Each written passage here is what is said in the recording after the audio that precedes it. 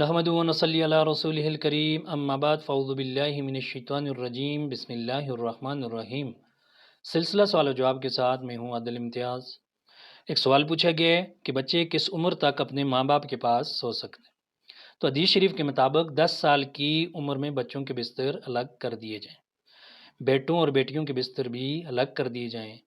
اگر لڑکا ہے تو ماں سے اس کا بستر الگ کر دیا جائے، اور اگر لڑکی ہے تو باپ سے بھی اس کا بستر الگ کر دیا جائے۔